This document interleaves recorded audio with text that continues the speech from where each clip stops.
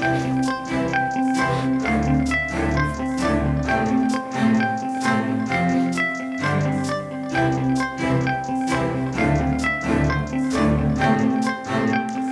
good evening. Good evening. I'm Larry Souter, and welcome to Stories of Amazing Grace. We're coming to you from Bixter Chapel, the Madison Church of Christ in Madison, Tennessee. Thank you for joining us online, Facebook, YouTube. Some are listening by radio, and of course for this live audience.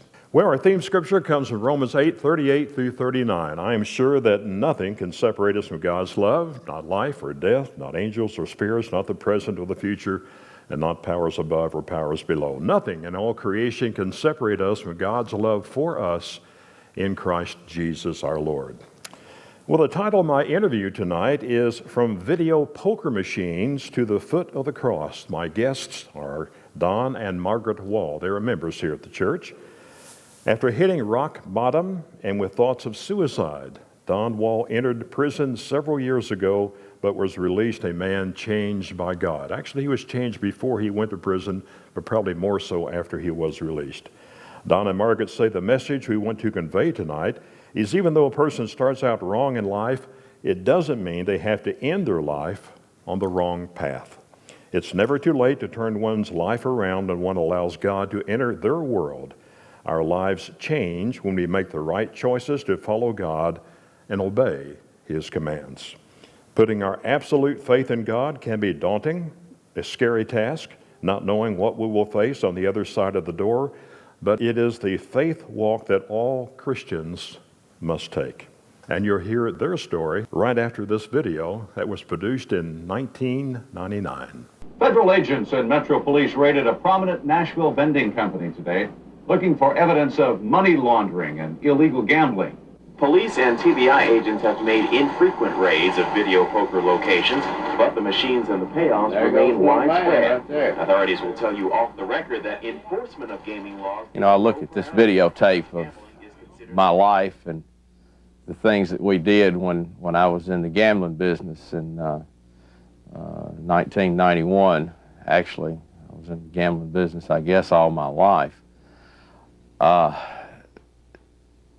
Don't know how that I ever lived like that. And it just got completely out of control.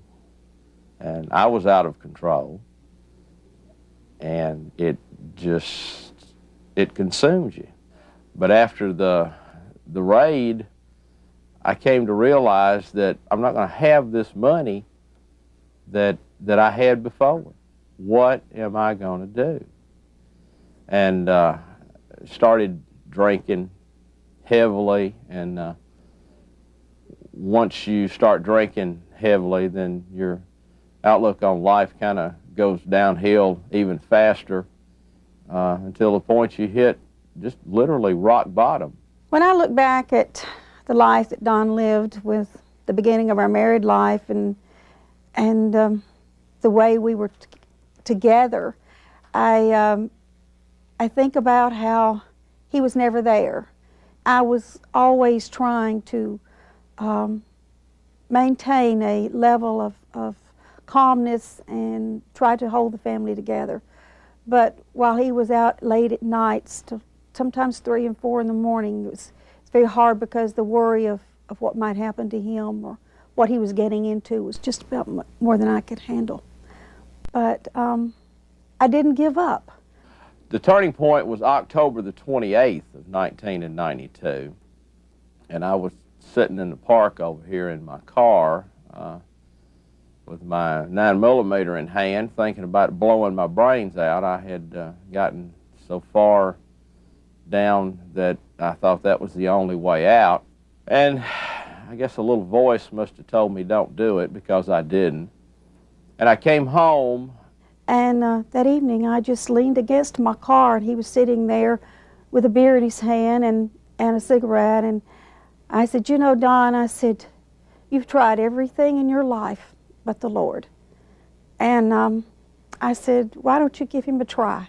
And at that point in time, my wife, I guess, preached the best sermon that I've heard since I've been a Christian to me. And we went to the church, and I was baptized that same night. My wife and I were probably the first to see Don outside of Margaret when he came out of the watery grave. And from that moment on, we saw a change. The old Don Wall died in that water, and he's been a new person ever since. No more drinking, no more cursing, no more dirty jokes. Don's been Jesus to a lot of people from that day on. He's pretty much given himself to the church and has really worked hard to bring people in. I know he's brought me into the church. I wouldn't be in church if it wasn't for Don.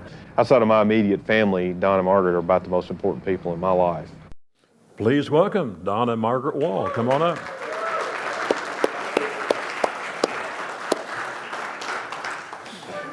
Easy there, big boy. Yeah, I know. Now they weren't laughing at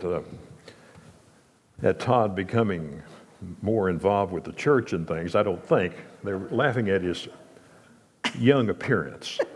He was a younger appearance. He was quite young in those days. Now he's over here on the camera. Yeah, I know. He's probably got a Can you tight swing shot. over here and put him on camera for the people watching? Good. Okay. Now back to you. Let's get back to you. Well, how'd you two meet? We met at Tennessee Tech. Yeah. And it was the second semester of college for us. And my girlfriend, she said, I want to go out with my boyfriend tonight, and his car broke down. Will you go out with this guy with me so that we can double date? I said, no, I don't really want to do that. And she said, please. So make a long story short, I went. And that's how we met on a blind date. And I keep telling everybody I'm still blind. And you said earlier before the interview that you had cataract surgery Yes, not too long ago. I did. And these lights are not too good for they're that. not really good for me, so I'm going to look at Larry mostly tonight because so- that bright light's kind of So hard. you were smitten. I was smitten. And were you smitten as well? I thought when I saw her walk out of that dorm, I thought she was the most beautiful creature on this planet. And what do you think now? Still. Okay. The most beautiful. That's what I'm supposed to say, isn't it? Yes. Okay. Let's take a look at your wedding picture. Oh, yeah. What a good-looking couple. Oh, yeah. What happened? We got old, Larry. We got old. But what year was this? 1967. 67, all right. Go Yes. 55 years ago, in fact. Right, okay. Well, what was your relationship with God during this time? For me, I was raised in a very spiritual Christian family. My mom and dad were very close to God. Mother always said she wanted to be a man so she could be a preacher. Really? That's how close she was to wanting the Word of God to be spread everywhere. But when I went to college, I kind of fell away for a while, but I soon came back. So. And Don? Well, I grew up Catholic.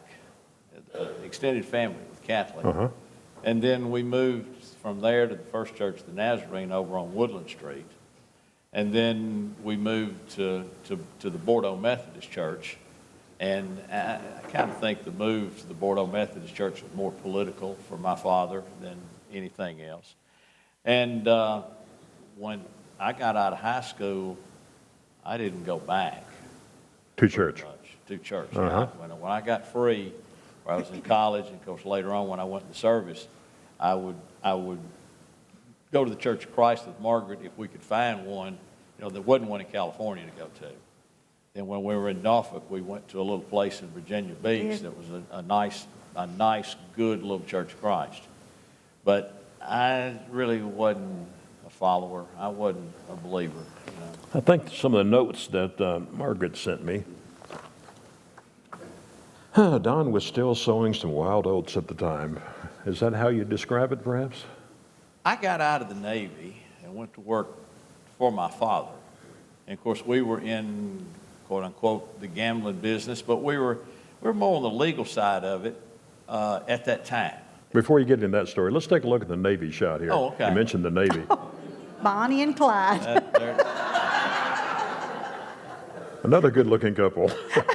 that is a Thompson submachine gun, by the way.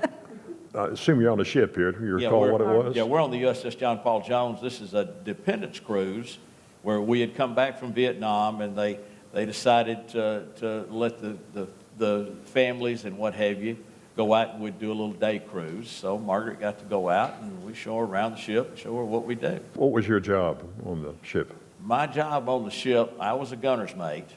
My primary job was guided missiles. My secondary job was 5-inch 54 guns. And then third was small arms. And we have another picture here from the Navy, before and after. That's before and after, and that is the same pea coat. I'm proud of that. But the coat has been dry cleaned. It looks better here than in that picture. Now, this one was made with a 110 Instamatic, and that was made with a Nikon D850. Okay. And the coat still fit? The coat still fits. Excellent. That's correct. Well, let's go back to what you were talking about, TNW, which TNW stands for what? I'll tell everybody tired and weary, but it was my father, last name Wall, and his brother-in-law, last name Trownick, TNW. And it's a vending machine company. Well, that's where I need to make the disclaimer where the news media made the mistake. TNW Vending never had anything to do with poker machines. Okay. It was another company that was called Amusement Incorporated. Okay. And it even took the IRS a couple of years to figure this out. The erroneous reporting and so on and so forth. And I realized that when I watched the clips that I sent you, just how many mistakes that were made right there. But anyway, when I got out of the Navy, and that was at the urging of my father, he wanted me to come home. My mother was dead. He wanted me to come home, wanted me to help with the family business. And I went in and did his wishes. Came home, and of course, at that point in time, it was pool tables, cigarette machines, jukebox, Snickers bars? Huh? Snickers bars? No, No not candy then. bars at the No time? candy bars, not at that time. Okay. And pinball machines, Okay. and that was it. All right. No poker machines? No poker. Poker didn't come around till late 70s, maybe 79 or 80. Okay, so everything was on the up and up here. Well, no, we were in a gray area. We had Gray area. Explain that. Explain gray area. Well, we beat the feds in federal court in 74 on a charge that they put on us. So, and we thought it will be okay. All right, then we brought in the poker machines, and I remember unloading the first one of those and looking at it, and I said, somebody's going to jail. I didn't know it was me at the time. And then you fast forward another 7 or 8 years, and the Tennessee legislature made a slight change in the Tennessee gambling laws that allowed the federal authorities to come in, and they formed this task force that was called Operation Game Lock. And it was a task force between the IRS, Metro Vice, and a couple other agencies, and they were intent on putting us out of business. Were you illegal doing things at the time, or you said you're kind of skirting the law? Or Well, they paid their taxes. We paid them a tax for every machine we had on the street.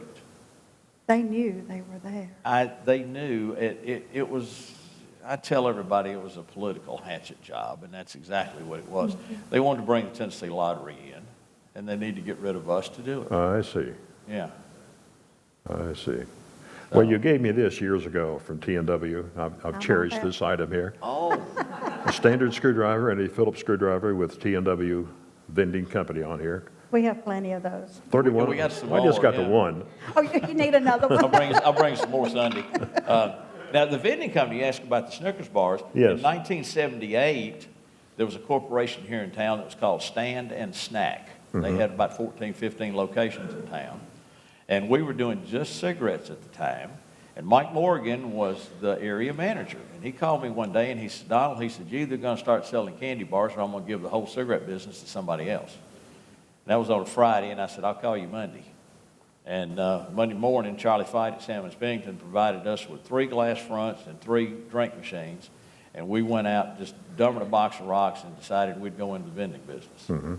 And we moved forward to the point that at a point in time we had over 500 pieces of equipment that sold, you know, Snickers bars and or, like I say, tater chips and cold drinks all over the northern part of Middle Tennessee. What is the appeal of gambling for you as a person who has these machines and the the patron who comes in and wants to use perhaps some video poker machines. And The appeal to me, it was a moneymaker. You know, now the other side of A the good coin, moneymaker. a good moneymaker, yes. The appeal to the people that have the gambling disease, I had much rather had a client that was an insurance executive or car salesman or something like that had $50 a week disposable cash than I would rather have somebody that came in and put his whole paycheck in there. I have returned some paychecks to some wives a couple of times because the guys they couldn't stop. And that's the addiction of it. let's get to the raid. I got a video here that you sent me. Let's see this, and you can comment on it after we play it. A team of agents from the IRS Criminal Division, with help from the Metro District Attorney's Office, hit T&W Vending on Clarksville Highway at 6:30 this morning. They came prepared for a long day and a several-hour search of the building. At issue is the company's alleged ties to the distribution of video poker machines used for illegal gambling. We are executing federal search warrants along with the local authorities for an ongoing investigation. That's the only comments I can make. Agents seized boxes of records from T&W, including canceled checks and invoices. No video poker machines were found inside, but they were on the property. Inside this truck, investigators believe these 22 machines were brought here just last Friday from area convenience markets. Ironically, Metro Police conducted unrelated gambling raids last Friday, and sources think these machines were rounded up for protection until the heat died down. A few hundred yards down the street, agents found a cache of video poker machines inside a shopping center's storage room. The machines were allegedly put here several months ago by T&W, and all were seized this afternoon. Fairly accurate stuff or not? Well, other than the fact that it said T&W Vending on it, of course, that was what, that was the name that we had up front. Now, Right. It wasn't a cover-up. We weren't trying to cover anything up. It was just two separate companies there. But that's The other was pretty- T&W Amusement? Then there's T&W Amusement Company, which just owned the property. That Okay. was it. Okay. My son Mike took the blunt of that raid that particular morning because it was late because I was taking Jennifer to school. And he called me to let me know. I think Todd was there that morning. Yeah, he's going, yeah, Todd was there. So, they kind of got to see what these guys did. Of course, they came in, took all of our records, then went to the bank and took all of our money. Then they came back and said, oh, we forgot, you have safe deposit boxes at the bank. We want the contents of those also. So what they had done is they came in, they took everything we had. And we're talking a lot of money. A lot, yes. Somewhere I saw a fine or something of $1 million. Well, that was after that we were found guilty. They took $167,000 out of the company account that day. After being found guilty, I paid $1 million fine, plus I had to pay the federal government for cost of incarceration to the tune of about $25,000 for the 10 months that I was up in there. Well, actually a year. I paid while I was in the halfway house too. Wow. So a lot of money went out the door, if you understand what I'm saying. That can be stressful, to say the least. In your notes that you gave me, Margaret, you mentioned that there was an announcement made at a ball game or something? Yes, through the years and knowing Don was in the business he was in, I was always very worried, very concerned, and very scared because I did not know at what point this would come to fruition. I knew this day would come, but I didn't know when. And we were at a football game at the children's school one night, and Don got a phone call, and he said, I've got to go. And I knew that the police were raiding a location, or I didn't know if they were going to the office. He didn't give me any details. He said, I've got to go. So he leaves. He leaves to try and protect the family from embarrassment because he knew that if it got out, which it did, that it would cause a lot of conflict and hurt and pain. And I didn't want our children to go through that. But it did. It happened. You got pretty despondent during this time, and we reenacted a suicide Yeah. attempt. Yes. Tell me about that. I had gotten drunk like I did most days, and just, sometimes you get to be a crying drunk, I guess. And I decided the best way to get out of this was just blow my brains out. And like I said in the video, the little voice said no. And I came home. I know Russ is sitting back there someplace. I still have to tell him, I still got the best sermon right here that I hear on Sunday, And came here, was baptized by Steve Flatt in the baptistry over there, and everything changed. You found Don under the porch or something? Under the deck. I had been out to lunch with my sister-in-law, Shirley. My brother Dan was in a seminar or something, so we went to lunch together. And she and I sat and talked that day about the situation we were in and about what could possibly happen. And she helped me a lot that day. Well, I go home, and there sits Don, and he's all leaned over, and here sits a six-pack of beer, and he's sitting there smoking, and I had the courage to talk to him because I knew he was very depressed. And I said, that's when I told him, I said, you have tried everything but the Lord. And I said, why don't you give him a chance? And he said, well, what time's church start? I looked at my watch, and I said, 7 o'clock, and it was 5 minutes till. He said, let's go. So I got the shock of my life when we went, and he was baptized that night. And so I told Jerry Sherrill the next morning, I called him, I said, Jerry, you've got to give Don a job at church or he'll never stay. And he did. He gave him a job. So that's what happened. But the turnaround was so quick, it seems like. Was that something that you had been thinking about for weeks or months? That sounds Quick turnaround. miraculous almost. Yeah, quick turnaround. Now, Jerry, he gives me a job here, takes a convicted felon and puts him in the money counting room.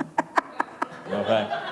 I think the church was short for several months during that time. Yeah, anyway. Even after getting baptized, I mean, you don't make no sudden changes. Yes. Things take a while. You have to. But your decision to be baptized was that night. That night. That was a period of steps later. Yeah, that was instantaneous. That night, that decision to be baptized. To be truthfully honest, Don has a wonderful, kind, loving heart. And I think it'd been weighing heavy on his mind. And I was just that little nudge that God used to convince him that let's try him for a while. Tell me about the stress this has put on your family, stress. especially Margaret. Mm-hmm. Yeah. Well, I can't begin to tell you how bad it was because, but I was always very fearful, very scared. And things were just not going right in our marriage. It was not good at all. And that happened in 92 when he got baptized. But even between 92 and 97, when he did go to prison, 1997, things were just not good at all. And I had a very difficult time even functioning sometimes. I still had children that I had to, well, let's just say this. I kept a strong persona.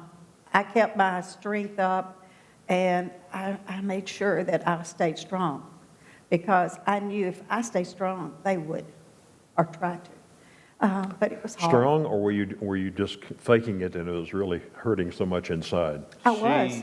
She already had plans to divorce me as soon as Jennifer graduated from high school. Really? I did. I was going to divorce him. I couldn't. It was just too much. Really? Just too much. I couldn't handle it. And he came home one day and he figured it out. I don't know how he figured it out, but he came home one day and he said, "What's going on?" And he wanted to know, and I told him. And he said, "What can we do to stop this?" I said, "Well, there's got to be a lot of change." A whole lot of A change. lot of change. A lot of change. And he said, okay, I'll change. We'll do what's necessary. And so for about a month, I was so angry and so depressed myself and had resentment. And it just ate away at me. And so about a month, I gave him a month. One day he came to me, he said, how much longer are you going to keep me waiting in suspense? And I said, well, you're on my time frame right now, buddy. So, but anyway, we worked it out, and thank God we did, because our life is beautiful. So I have to ask this. Did you go to prison and take the rap for your father? Or were you I thought you were going to ask me. part of this? Well, I was part of it, but my stress level was created because I did everything I could to make sure he did not go to jail. So, and at his age and where he was in life at that point in time, he'd never made it. And I just did what I had to do to make sure that he didn't go. He's no longer living. No. Daddy passed away in 86. 06, yes. 06, Yeah, he passed in 06. And at the time, let's see, he was 80s. He was late 70s. Yeah, it was 70s. Yeah, and there's just no way. We can't let a 70-year-old man or 75-year-old man go to jail and, and put up with the things that I had to put up with, while I was there. It just wasn't going to work. Well, let's talk about prison. Okay. You got the notice that you got to serve time. This was in Kentucky, is that right? This is in Kentucky, at FCI at Manchester, Kentucky.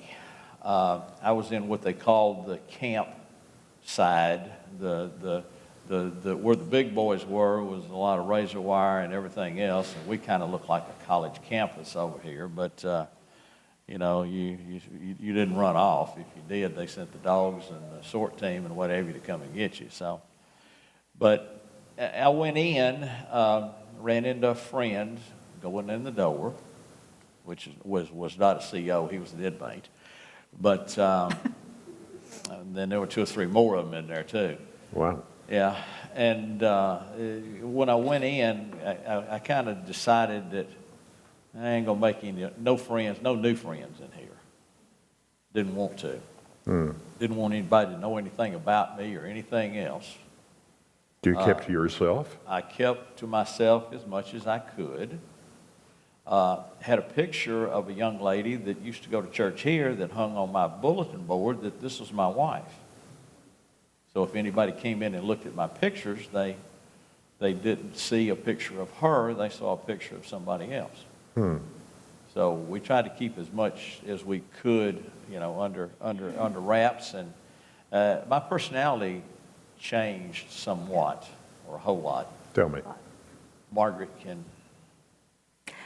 Well, we went to visit him every weekend. I would go every Saturday. Mike and Melinda would take us. Todd and Melinda would take us. Mike and Melinda would take us. We had some friends that would take me.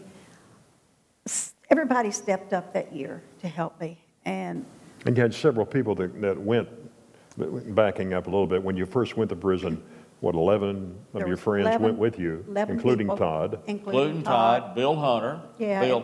Bill sent me a text. He's in Florida. He chickened out on us tonight. He said he was wishing us luck tonight. I have, on Sunday mornings, I'll tell the praise team, I said, that guy already took me to jail. And they go, huh? He did. But these are people who were true friends. You found out who your true friends Family. were. Yeah. Our children, and yes, took us. And Not saying the true friends were necessarily not there. It didn't go in that 11, but. You get sentenced to prison and you find out who your friends are real quick. Okay. When we Real walked quick. in the building to turn him over to them, there were so many of us there that the guards were like, what are we going to do? What are we going to do? They were kind of like, they didn't understand why so many people would bring a person to jail. I see. And it was shocking to them And even through his whole tenure there, if I missed 2 Saturdays not seeing him through that year. And those guards came to him and says, "Where's your wife today? Is she okay?" And but the hardest part of that was taking him there that day. And it all started going up there because I was wanting to cling to him and love on him. And he was dealing with it different from me, which is natural, a man dealing with something, a woman dealing with something.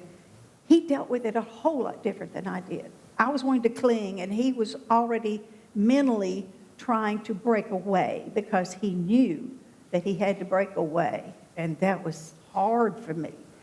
But when we got there, I did okay as long as we were all in the cars together. But we get there, and they wouldn't let him. We had a Bible we gave him to take. Jennifer, our daughter, bless her sweetheart, she had fixed this album of all the family members' pictures. And it was about this thick for him to look at the whole time he was there. They wouldn't let him have that. They wouldn't let him have his wedding ring. Really? They wouldn't let him have his Bible. The only thing he could take in were his eyeglasses, you know. And that just crushed me. I just couldn't. And when we went in, they wouldn't tell us anything. That was a fear I had. I didn't know if I could talk to him, call him. I didn't know what I could do. And they wouldn't tell us a thing. So we leave. Of course, I'm screaming in the back seat. That was just, I had a major meltdown. Major. I had remained strong for our family, but I had a major meltdown. And so you withdrew and what, stayed on the couch or something for a yes, that long was when period I of time? got home, yes. But Bill Hunter and, was it Todd? I can't remember who all went back. We leave. They had us to leave. They made us leave. And Bill Hunter and several of those went back to the prison and said, "Look, you've got to tell her something. You've got to give her some kind of information." And they told me that I could talk to him in 2 weeks. Well, that helped.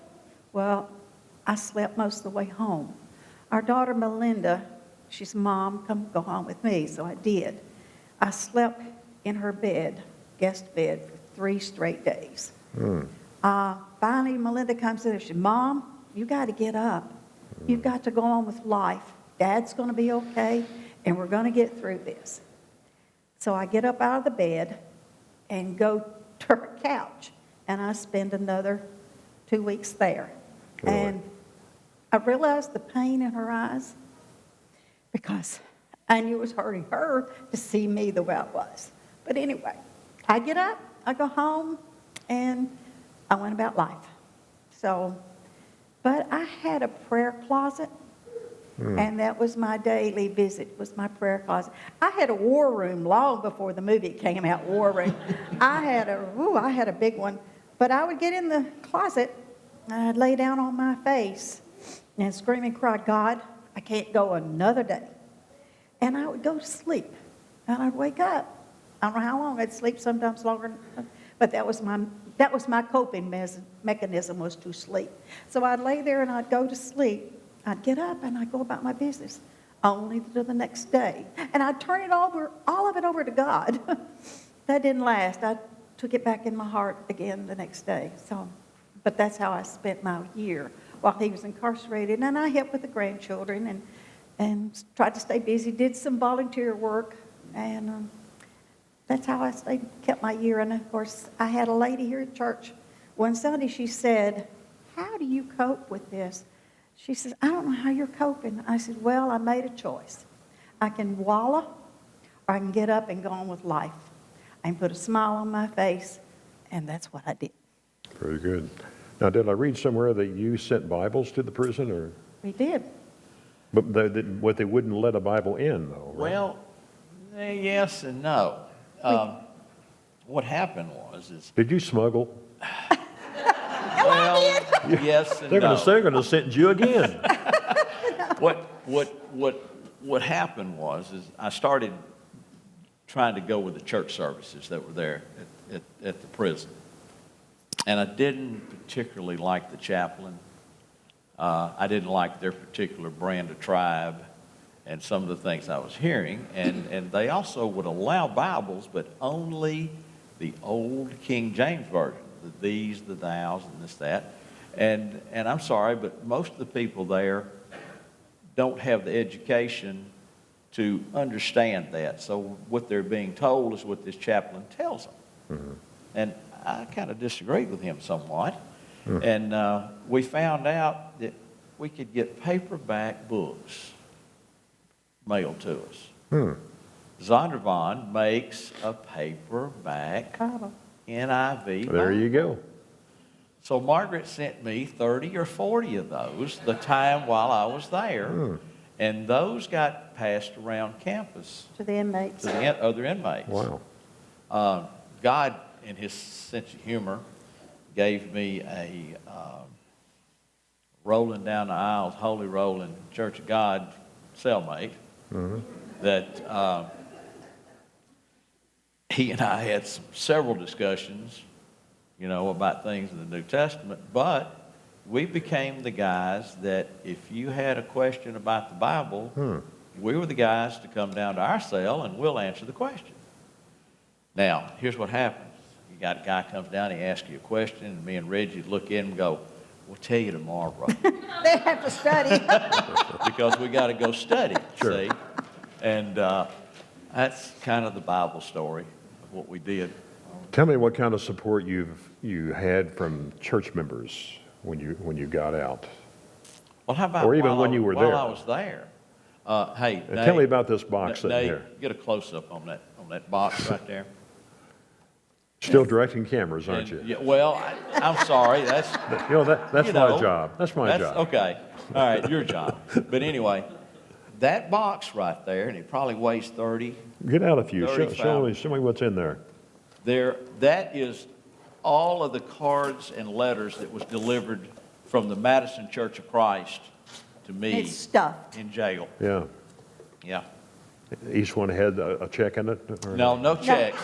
They don't allow that. But anyway, but those are the ones. Oh, there was one. Is Barbara Broadway in here? Barbara, you remember sending the mustard seed in the envelope you sent to me? They confiscated the mustard seed and sent me the card. Really? Yeah, that's what they did. Wow. Yeah. So, I want to show a couple. We're jumping around here a little bit. I want to get these pictures in. A young family picture from the early days. Oh my. Oh yeah. That's before I got blonde-headed. And then a big family picture. Oh, that was Thanksgiving. That was Thanksgiving. Healthy group. Very good. And I think most of them, except for Hayden and Kat, are No, right here, Kat's stage left. there. Yeah, they're all here tonight. And I want to show this picture of you as a biblical character. You came a long ways from being a rough whatever, and here you are playing. Who are you playing here? Solomon as a young man. Okay. I had one line. What happened? They didn't have enough people. Couldn't get nobody to step up to the pump. And for the Summer Spectacular, I was the stage manager. Mm-hmm. And they decided that they would draft me to be this one-liner on stage, you know. Do you recall the line? And yes, Father. Yes, Father. Yes, Father. Yeah, that's very good. Yeah. Well, tell me a little more about the prison experience. If you got some other stories there that. Well, when I first got there, they take most everybody and send them to the kitchen, and I was 100 days into dumping trash cans after every meal in the kitchen. And one afternoon, I'm sitting out on the concrete out there, and I'm going, God, please, you got to do something. You got to get me out of this place. And here again, he got me out of there, but he didn't get me where I wanted to go. I wanted to go home. Mm-hmm. But my counselor came by, kicked me on the end of my boot, and he says, how would you like to work on an outside detail? I heard the words outside. So about 2 days later, I get on this van and I leave with all these other guys. There was about 10 of us. And they take us down to the Rock Castle River and give us 2 pry bars, 2 chainsaws, and a flatbed trailer, and told us to tear down that bridge across the Rock Castle River. And I'm going, oops, what have I got into? But from that point on, it wasn't that bad. Mm-hmm. You know, right down to 2 weeks before Christmas, we're in the Daniel Boone National Forest chasing 12 woodpeckers. It's got bands on them that we're supposed to find and identify and show them show the National Forest Service where they're located. Never did find one of them woodpeckers, but we did find a bald eagle. Mm-hmm. And at that point in time, they shut the park down 1 mile in any direction from where that bird was located. So, and the day, the outside detail, there were no guards. We were with the National Forest Service, and that was it. So, it was, So you could have run. You could have run. Yeah, you can run, but they also pay everybody in Clay County, Kentucky, a bounty for anybody. I see. Okay? So, you know, you're not going to run very far. Right. You know, like the day after Christmas, that me and Reggie are in the Chamber of Commerce in London, Kentucky, serving coffee to the people that brought their Christmas trees to be recycled. So you're released from prison. How were you accepted or rejected by people that knew you? Like I said, you know, when you get in a problem like that, you find out who your friends are. For the most part, everybody here at Madison was good to us. There was a couple, you know, but there's always a couple someplace, you know. People that are just people on the street that I knew, a lot of them just, they wouldn't say anything, but they'd turn their back on you. Like I said, you learn who your friends are. And that right there is a testament to how well I was treated. Mm-hmm. So There's a couple of hundred or more. there's a Cards and lot, letters there's a in lot of cards in there, including, Barbara, your card's in there someplace. So, But that box we have kept. We went up today in the attic and brought it down. He said, I want to use that because I want everybody to know how much. And there was another box. There was 2 boxes. I don't know where the Wow. other one was. So that's not all of them. Well, you got love from the congregation, but your Yes. wife showed you unconditional love. that's correct. You are exactly correct. She never left my side. Very good. And for that, I am eternally thankful. We're going to take some questions pretty soon, but you had something you want to share that... I do. We had a wild ride, but this is something, Larry said I can read this. He told me I couldn't read anything else. But anyway, I said, just look at our life. It has been a roller coaster ride, but it has also been a humbling and rewarding experience. God proves He's always in control. He guided every step Don and I made through all the rough roads. He's given us strength when we did not have any of our own. He's given us grace to forgive us of all our sins. He's given us patience to wait on God's timing, not our own timing. Our own timing would have been all wrong. He's given us wisdom to make better choices in life. He's given us understanding to know why we had to endure our struggles. He has humbled us to become more Christ-like. He taught us how to be better servants to Him. He has helped us overcome anger, resentment, pain, hurts, and all the problems. Oh, how He taught us. His blessing has showered us all around. Through all we have encountered, we have learned forgiveness. Forgiveness, people, is a major role in our healing and recovery process. I might add, God has allowed us to forget some of these struggles. We are so blessed by our children and grandchildren who are the joys of our life. God protected them and cared for them too. God has blessed us with health and joy. And how did we get to this point? Not easily. There were many tears, screams, prayers, friends, church family, and etc.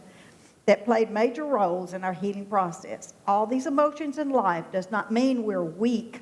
It means we're human, and God was using us when we were going through our dark times to help us find light. We need to think seriously about how we react to our lives. Sometimes what happens is not as important as how we deal or react to a problem. God will take care of us. He will guide us and help us through any crisis we have. We just have to ask Him. We need not to worry through problems, but pray about them. Faith over fear, my friends, faith over fear. Don and I relate to Paul's 4 letters he wrote to Philippi, Ephesus, Galatia, and Colossae. In all these letters, he teaches us how to deal with friendship, controlling our tongue, taming our temper, our marriages, leaving our sins behind us, praying for others, and learning how to have Christ in our lives. We learn how to become a new person, how to change. During all of Paul's prison experiences and living conditions, which were not desirable, he still cared for others. He thought of other souls to save. If we follow Paul's teachings, we will all live more fruitful and productive lives. God used Paul as a messenger to relate to us today. Now it is our turn to listen and obey. Through these experiences, we will be able to cope with any situation we come in contact with. We do not rely on our own wisdom. God's wisdom has brought us up from the dirty floor. He cleaned us up, straightened us up, and guided us. Reading the Bible, self-help, and devotional books are good therapy. Finding peace, hope, and encouragement in the Bible is our best therapy. There will always be struggles in everyone's lives and challenges we have to face. We pray to God each day for courage, strength, and wisdom to deal with each one. So love, live, and forgive. And what did Winston Churchill say? Don't ever give up. Don't ever give up. I just want to say before we close, I'm so proud of our children. They've matured, and it probably helped them a little bit maturing because they realize things do happen to good people, and that's just part of life sometimes. But Mike and Melinda and Jennifer and all of our grandchildren, we're so proud. Don't forget your great-grandkids. Oh, my great-grandchildren, but they don't know. They can't hear me right now, but our great-grandchildren, yes, they're so precious. But anyway. So your story of amazing grace in summation would be? You know, life ain't fair. I mean, life wasn't fair to me. I created most of my issues. But sometimes life is not fair just because it's life. But what I say to you and say to everybody else is that you trust in the Lord and it will all be okay at some point in time. But you have to trust in the Lord, and He'll walk you through whatever issue you have. And another thing, you know, I'd forgotten a lot of this stuff right here. The Lord gives you amnesia. I'd forgotten a lot of it. Now it's been brought back up, but I'm going to go home and forget it again. You move forward. You have to move forward.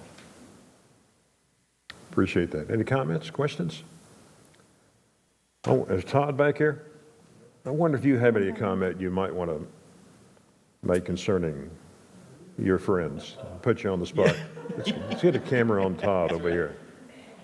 For those that don't know, Todd was working for me at the time that all of this came down. So, what do you think of Don? Well, I don't know if I can say anything without crying.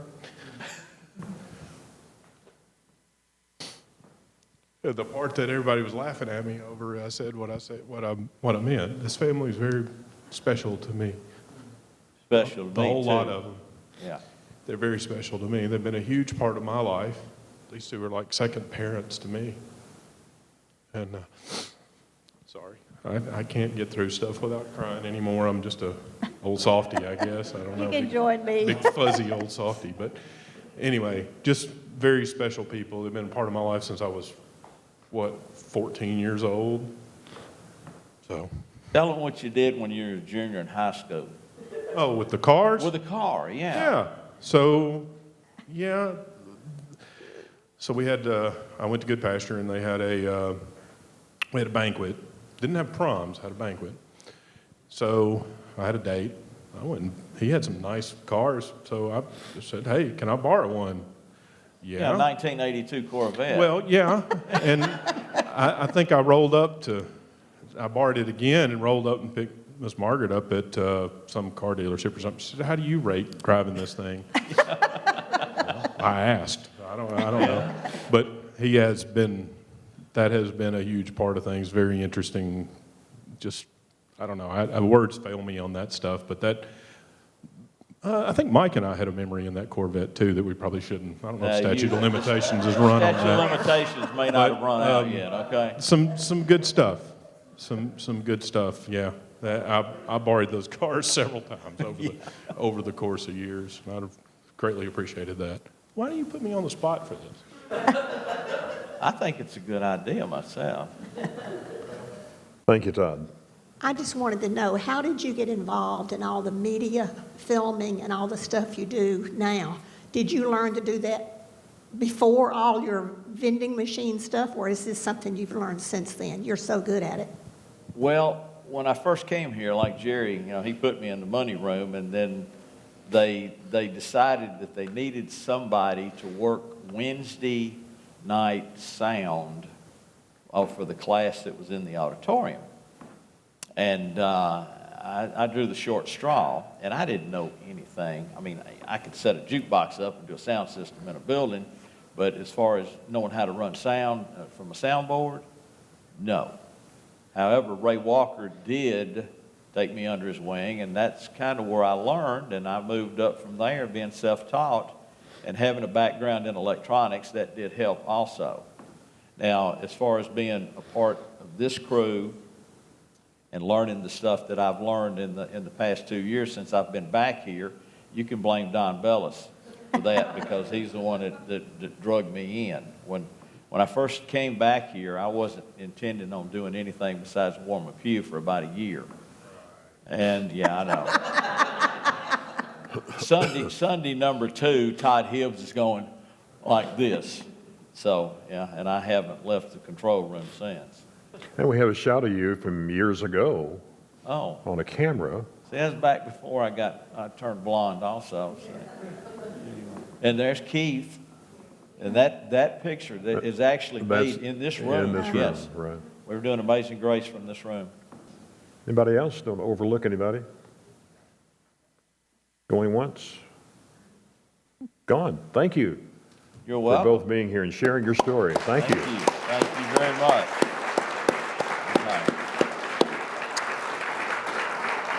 Well, I want to close with this statement and Bible verse by Margaret.